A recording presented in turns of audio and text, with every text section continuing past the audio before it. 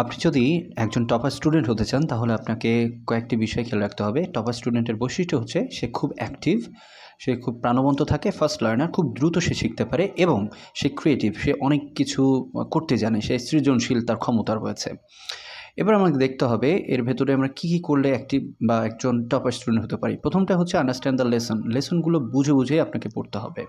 দ্বিতীয়, deeply focus on a topic. একটা topic যখন আপনি পড়ছেন সেটার উপরে আপনার ফোকাসটা রাখতে হবে।